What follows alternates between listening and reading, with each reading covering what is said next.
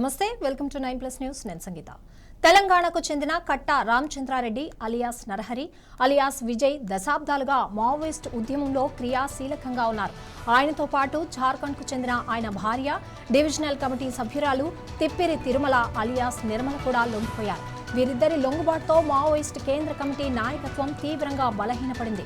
గతంలో పలువురు అగ్రనేతలు ఎన్కౌంటర్లో మరణించడం, మరికొందరు లొంగిపోవడంతో కేంద్ర కమిటీలో సభ్యుల సంఖ్య గణనీయంగా తగ్గిపోయింది. ఇప్పుడు నరహరి కూడా బయటకు రావడంతో క్రియాశీలకంగా ఉన్న వారిలో వార్తా శేఖర్ అలియాస్ మంగ్తు మాత్రమే మిగిలి ఉన్నట్లు తెలుస్తోంది. సుదీర్ఘకాలం ఉద్యమాన్ని నడిపిన గణపతి అలియాస్ ముప్పాళ్ల లక్ష్మణరావు అనారోగ్యంతో ఉన్నారని, ఆయన పాత్ర నామమాత్రమేనని నిఘా వర్గాల సమాచారం. ప్రభుత్వ పునరావాస నివాసాలు, అనారోగ్య కారణాలు, ఉద్యమ భవిష్యత్తుపై నెలకొన్న అనిశ్చితి వంటి అంశాలే ఈ లొంగుబాటుకు కారణమై ఉండొచ్చని భావిస్తున్నారు. ఈ పరిణామం ఛత్తీస్గఢ్, ఒడిశా సరిహద్దు ప్రాంతాల్లోని మావోయిస్ట్ కార్యకలాపాలపై తీవ్ర ప్రభావం చూపనుంది.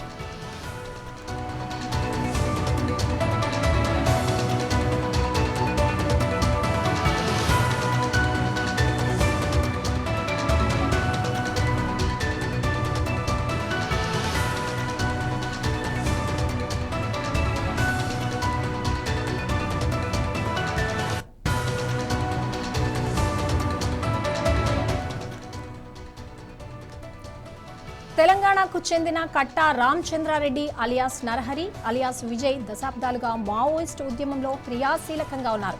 ఆయనతో పాటు జార్ఖండ్కు చెందిన ఆయన భార్య, డివిజనల్ కమిటీ సభ్యురాలు తిప్పిరి నిర్మల అలియాస్ నిర్మల కూడా లొంగిపోయారు.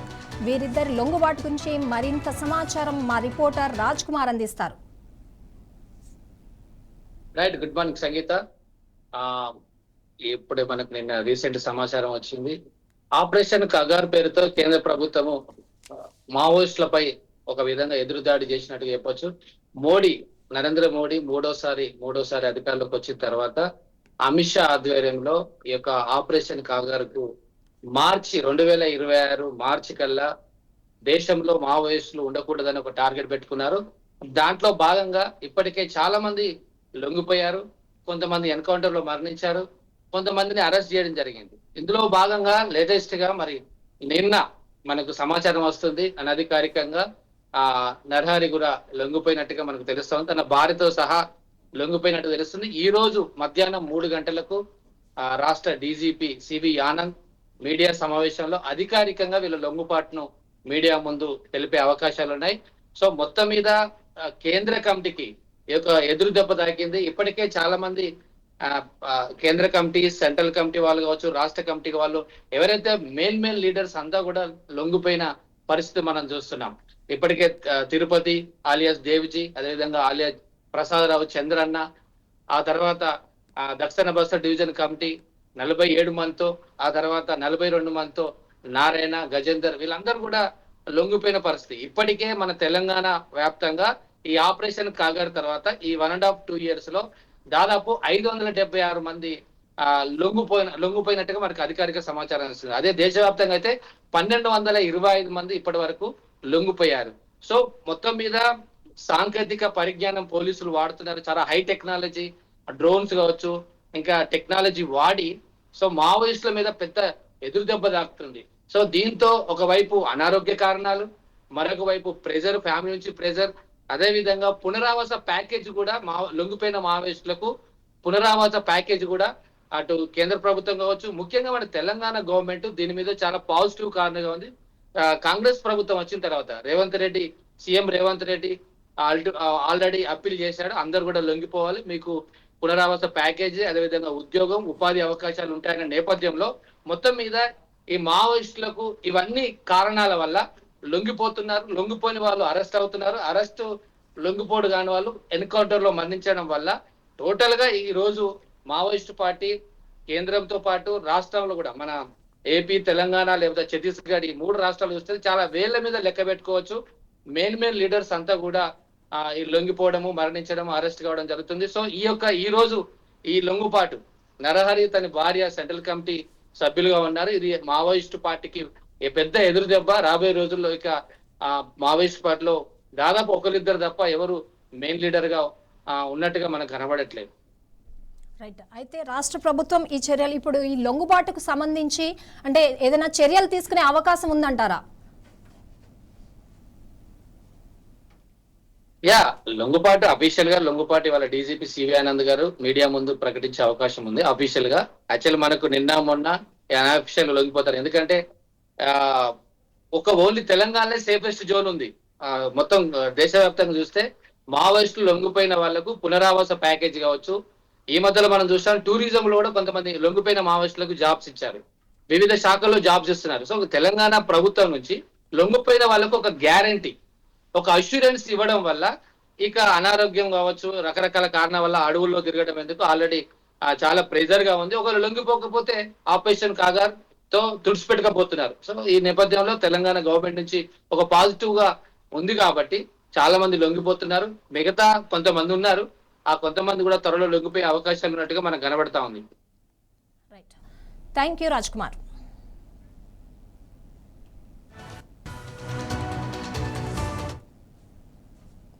రాష్ట్రంలో ధాన్యం కొనుగోలుపై రాజకీయాలు భగ్గుమన్నాయి. ప్రభుత్వ నిర్లక్ష్యం చూపుతోందని ఆరోపిస్తూ బీజేపీ రైతు గోసా బీజేపీ భరోసా యాత్రను ఉధృతం చేసింది.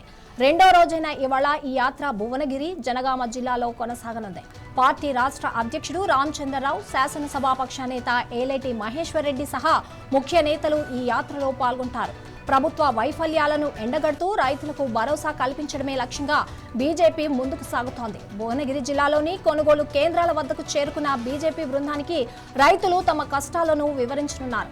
అనంతరం జనగామ మీదుగా వరంగల్లోని కొనుగోలు కేంద్రాలకు వెళ్లి అక్కడి పరిస్థితులను సమీక్షించనున్నారు. రైతుల నుండి చివరి గింజ వరకు కొనుగోలు చేసేలా ప్రభుత్వంపై ఒత్తిడి తెస్తామని, న్యాయం జరిగే వరకు తమ పోరాటం ఆగదని బీజేపీ నేతలు స్పష్టం చేస్తున్నారు.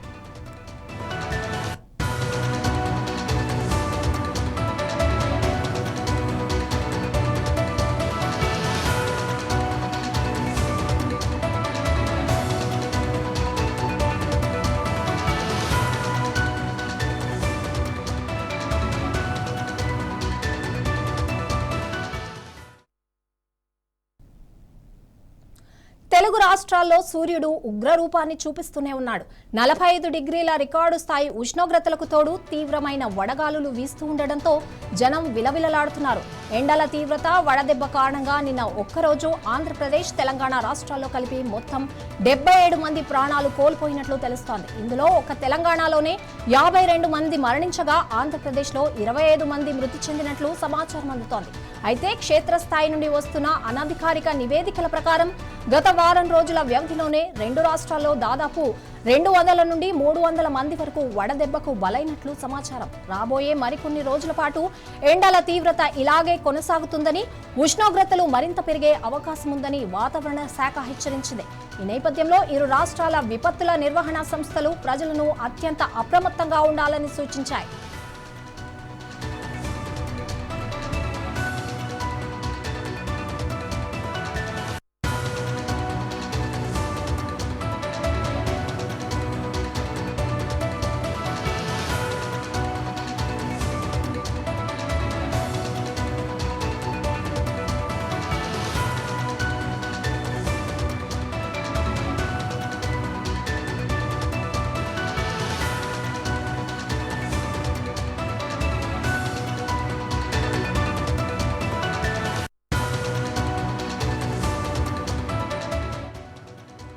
తెలుగు రాష్ట్రాల్లో సూర్యుడు ఉగ్రరూపాన్ని చూపిస్తున్నాడు. 45 డిగ్రీల రికార్డు స్థాయి ఉష్ణోగ్రతలకు తోడు తీవ్రమైన వడగాలులు వీస్తూ ఉండడంతో జనాలు విలవిలలాడిపోతున్నారు. ఎండల తీవ్రత, వడదెబ్బ కారణంగా నిన్న ఒక్కరోజే ఆంధ్రప్రదేశ్, తెలంగాణ రాష్ట్రంలో కలిపి మొత్తం 77 మంది ప్రాణాలు కోల్పోయినట్లు తెలుస్తోంది.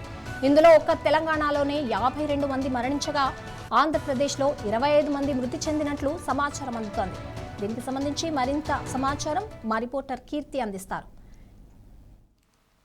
సంగీత, మనం చూసుకుంటే కనుక నిన్నటి నుంచి కూడా మనకి రోహిణి కార్తులు అయితే కూడా స్టార్ట్ అయింది. అంటే రోహిణి కార్తుల్లో రోళ్లు కూడా బదులయ్యేటటువంటి ఎండ ఉంటుందని మనం ఎప్పటి నుంచో వింటూ ఉన్నాం. అయితే నిన్న నుంచి ఏంటంటే వడగాలుల తీవ్రత కానీ, ఎండ తీవ్రత కానీ మనకి తెలంగాణ రాష్ట్రంలో, అదేవిధంగా ఆంధ్రాలో కూడా విపరీతంగా పెరిగింది. ముఖ్యంగా చూసుకుంటే కనుక మనకి తెలంగాణలోని ఉత్తర తెలంగాణలో అదేవిధంగా పశ్చిమ తెలంగాణలో కూడా మనకి విపరీతమైన వేడిగాలులు, అదేవిధంగా 45 నుంచి 47 డిగ్రీల మధ్యన ఉష్ణోగ్రత నమోదు కావడం, కొన్ని జిల్లాలకైతే కూడా రెడ్ అలర్ట్ ని జారీ చేయడం కూడా జరిగింది. మనకి తెలంగాణలోని ఇంకొన్ని జిల్లాల్లోనైతే ఎల్లో అలర్ట్ అయితే ఆరెంజ్ అలర్ట్ అయితే జారీ చేయడం జరిగింది. సో ఈ ఆరెంజ్ మరియు ఈ రెడ్ అలర్ట్ ఉన్న జిల్లాల్లోనైతే చాలా మట్టుకు ప్రజలు అయితే వడగాల్పులకు గురి కావటం కానీ, అదే విధంగా వడదెబ్బకు గురి కావడం కానీ జరిగింది. మనం చూసుకుంటే కనుక నిన్న ఒక్క రోజే తెలంగాణ మరియు ఆంధ్ర రాష్ట్రాల్లోని 77 మందికి పైగా కూడా మృతి చెందడం కూడా జరిగింది. మనం ఇప్పుడు చూసుకుంటే కనుక గత కొద్ది రోజులుగా మొత్తం అనధికారికంగా చూస్తే కనుక దగ్గర 200 నుంచి 300 మందికి పైగా మనకి వడదెబ్బకు లోనయ్యి మృతి చెందినట్టుగా కూడా మనకి విపత్తు శాఖ వారు తెలియజేయడం జరుగుతుంది. దీనితో మనకి విపత్తు శాఖ వారు కానీ ఆరోగ్య నిపుణులు గారు చెప్తుంది ఏంటంటే, మధ్యాహ్నం అంటే ఉదయం 11 గంటల నుంచి సాయంత్రం 4 గంటల మధ్యలో అవసరం ఉంటే తప్ప ఎవరు కూడా బయటకు వెళ్ళవద్దని, బయటకు వెళ్ళినా కూడా నెత్తికి ఏదైనా కవర్ చేసుకునే విధంగా కూడా ఒక దుస్తుల్ని అయితే కూడా నెత్తిమే వేసుకుని వెళ్ళాలని చెప్పేసి, అండ్ అదే విధంగా చూసుకుంటే కనుక ఈ సూర్యుడి తాపానికి దూరంగా ఉండేలాగా ఏదైనా అంటే మనం నీడ ప్రాంతాల్లోనే ఎక్కువగా ఉండాలని చెప్పి ఇళ్లలో ఉన్న వాళ్ళు కూడా తగిన జాగ్రత్తలు తీసుకోవాలని ఆరోగ్య నిపుణులు అయితే కూడా ప్రజల్ని హెచ్చరించడం జరుగుతుంది. అయితే అధికారులు ఈ ఎండ తీవ్రత ఇంకా ఎన్ని రోజులు ఉండే అవకాశం ఉందంటున్నారు? ఎలాంటి హెచ్చరికలు జారీ చేస్తున్నారు? మనకి వాతావరణ శాఖ వారు తెలిపిన వివరాల ప్రకారం ఏంటంటే, ఈ ఎండ తీవ్రత మరిన్ని రోజులైతే, ఎందుకంటే మనకి ఈ సంవత్సరం 2026 ఎనలాయన్ ప్రభావంతోనైతే పశ్చిమ దిశ నుంచి వస్తున్న గాలుల ప్రభావం వలన అయితే కూడా ఎండ తీవ్రత అధికంగా ఉంటుంది. సాధారణంగా అయితే మనకి మే 31వ తారీఖు కల్లా కూడా మనకి 2 తెలుగు రాష్ట్రాల్లో ఋతుపవనాలు ఎంటర్ అయ్యే సూచనలు ఉండేవి. కానీ ఇప్పుడు ఈ ఎండల తీవ్రత కారణంగా ఈ ఋతుపవనాలు కూడా ఆలస్యం అయ్యే ఛాన్సెస్ ఎక్కువగా ఉన్నాయని కూడా మనకి వాతావరణ శాఖ వారు తెలుపుతున్నారు. కాబట్టి మనకి తెలుగు రాష్ట్రాల్లో కానీ, అదే విధంగా కొన్ని ఉత్తర ప్రాంతంలో అంటే మనకి పశ్చిమ వైపు ప్రాంతాల్లోని కూడా ఈ ఎండ తీవ్రత అన్నది ఇంకొన్నాళ్లు కొనసాగే అవకాశం ఉంది. కాబట్టి ప్రజలు తగిన జాగ్రత్తలు తీసుకోవాలని అయితే వాతావరణ శాఖ వారు, అదేవిధంగా విపత్తు శాఖ వారు కూడా తెలియజేయడం జరుగుతుంది. Yes, right. థ్యాంక్ యూ కీర్తి.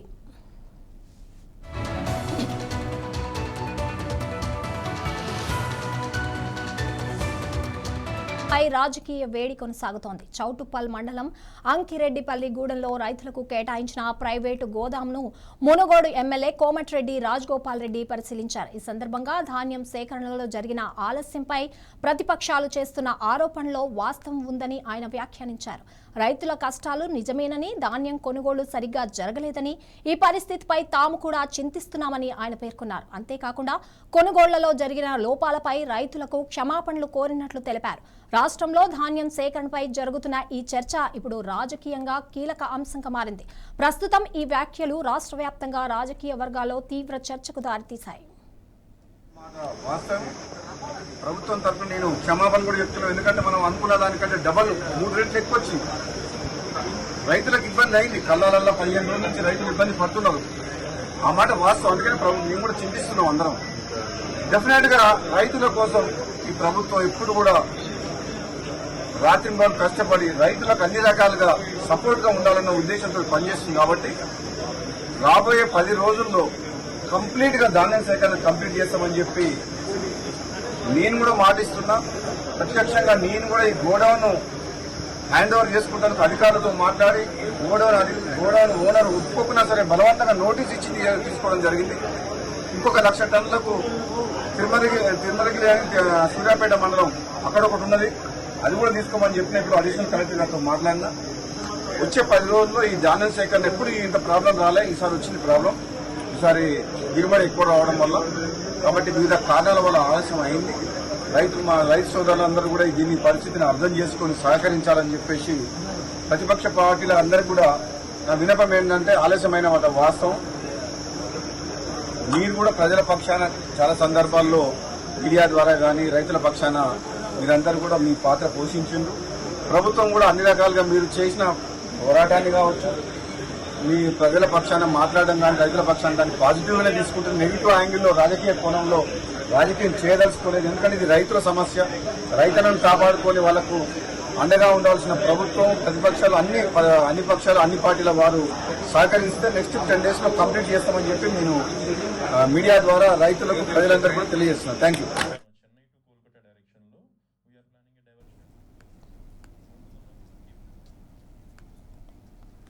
ధాన్యం కొనుగోలు అంశంపై ఎమ్మెల్యే కోమటిరెడ్డి రాజగోపాల్ రెడ్డి పరిశీలించారు. ఈ సందర్భంగా ధాన్యం సేకరణలో జరిగిన ఆలస్యంపై ప్రతిపక్షాలు చేస్తున్న ఆరోపణలో వాస్తవం ఉందని ఆయన వ్యాఖ్యానించారు. దీనికి సంబంధించి మరిన్ని డీటెయిల్స్ మా రిపోర్టర్ రాజ్ కుమార్ అందిస్తారు. రాజ్ కుమార్, రాజగోపాల్ రెడ్డి వ్యాఖ్యలపై అప్డేట్ ఏంటి?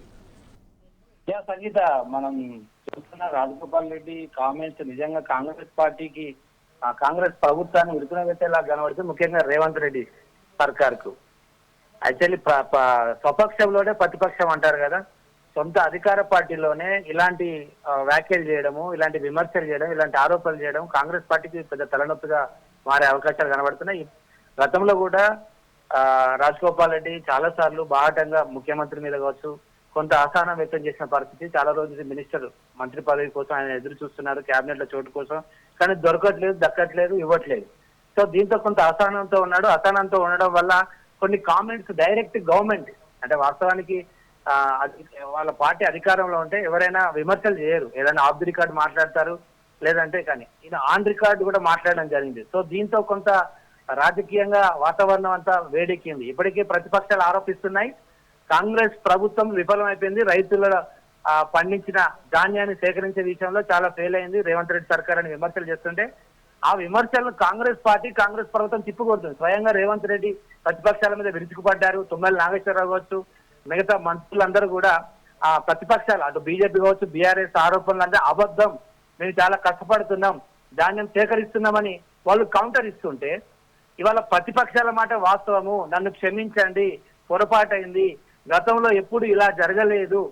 సో గతంలో ఎప్పుడు ఇలా జరగలేదు అంటే దాని అర్థం కాంగ్రెస్ పార్టీ పొరపాటు చేసింది, కాంగ్రెస్ ప్రభుత్వం పొరపాటు చేస్తుంది అని ఇండైరెక్ట్ గా ఈయన యొక్క విమర్శ ధోరణిలో తన స్వరాన్ని పెంచినట్టుగా మనకు కనబడతా ఉంది. ఇది రేవంత్ రెడ్డికి కొంచెం తలనొప్పిగా మారుతా ఉంది. ఎందుకంటే ఆయన కేబినెట్ లో కోసం చాలా నుంచి వెయిట్ చేస్తా ఉన్నాడు. ఇక ఇవ్వకపోయేసరికి ఇలాంటి వ్యాఖ్యలు చేస్తున్నారు. గతంలో కూడా మునుగోడులో వైన్ షాపులు వెంటనే బంద్ చేయాలి, సాయంత్రం వరకు ఉండొద్దు, ఉదయం మరీ అంత ఎర్లీగా ఓపెన్ చేస్తున్నారు, సాయంత్రం వరకు లేట్ వరకు ఉంటే నా నియోజకవర్గంలో వైన్ షాపులు ఖచ్చితంగా నేను చెప్పినట్టే నడవాలి, మానేయాలి, ప్రజలకు ఇబ్బంది అవుతుందని ఒక వార్నింగ్ ఇచ్చారు. అంటే ప్రభుత్వంలో ఉంది, అంటే ప్రభుత్వంలో పార్టీ, కాంగ్రెస్ పార్టీ ప్రభుత్వం ఉంది, ఎమ్మెల్యేగా ఉండి తను ఆరోపణలు చేస్తున్నాడు. ఇది కాస్త అధికార పక్షానికి ఇబ్బందిగా మారుతుంది సంగీత. అయితే ఇది రాజకీయ కోణంలో అంటే ఆయన లబ్ధి కోసం చేస్తున్న ఆరోపణలు అంటారా? సో రాజకీయ లబ్ధి అంటే ఈయనకు ఒకే ఒక టార్గెట్ ఉంది. ఇప్పుడు తను అప్పుడు రాజీనామా చేసినప్పుడు ఓడిపోయాడు. బీజేపీలో నుంచి కాంగ్రెస్ కి వచ్చేటప్పుడు కాంగ్రెస్ హైకమాండ్ నాకు మంత్రి పదవి ఇస్తుంది అని హామీ ఇచ్చారు. నేను కాంగ్రెస్ లోకి వచ్చాను, గెలిచాను, కానీ నాకు మంత్రి పదవి దక్కలేదు. సో ఇది ఇంటెన్షనల్ గా ఆయనకు లోపల ఉంది. సో దీన్ని రేవంత్ రెడ్డే నా మంత్రి పదవిని ఆపుతున్నాడు అనేది కొంత కోపం తనలో ఉంది. సో ఈ కోపాన్ని, ఈ ఆగ్రహాన్ని అప్పుడప్పుడు ఇలాంటి ప్రజా సమస్యలు ఎప్పుడైనా వచ్చినప్పుడు ఈయన ఆరోపణలు చేస్తున్నాడు. మంత్రి పదవి కనుక ఇస్తే ఇలాంటి ఆరోపణలు నేనే ఆఫ్ చేసే అవకాశాలు ఉన్నాయి. కాబట్టి మంత్రి పదవి వచ్చే వరకు ఇంకా 2.5 సంవత్సరాలు ఉంది. 2.5 సంవత్సరాలు ఒకవేళ మంత్రి పదవి ఇవ్వకపోతే ఇంకా ఈయన ఆరోపణలు చాలా వేడెక్కే అవకాశాలు, ఇంకా ఇంటర్నల్ గా కొన్ని అవినీతి ఆరోపణలు కూడా చేస్తారు. నా దగ్గర అన్ని సమాచారం ఉంది అన్నట్టుగా ఆఫ్ ది రికార్డు మనకు చెప్తున్నట్టు తెలుస్తా ఉంది, కానీ ఆయన కార్యకర్తలు, ఆయన వర్గాల ద్వారా. కాబట్టి మొత్తం మీద మంత్రి పదవి ఇవ్వకపోతే రాబోయే రోజుల్లో చాలా విమర్శ చేసే అవకాశం ఉంది Sangeetha. Right thank you Raj Kumar.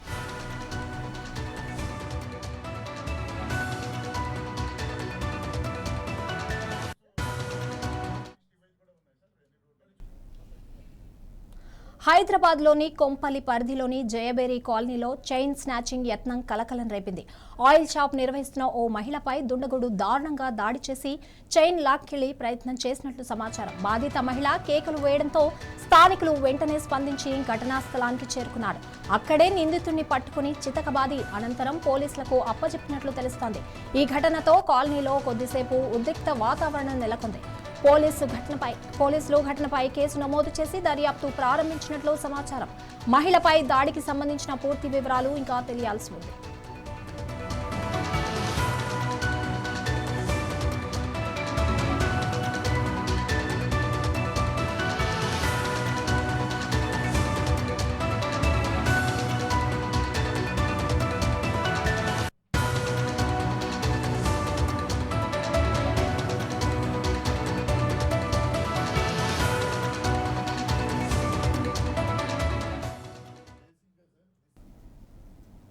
ఇవి ఇప్పటివరకున్న అప్డేట్స్. మరిన్ని అప్డేట్స్ కోసం చూస్తూనే ఉండండి 9+ న్యూస్.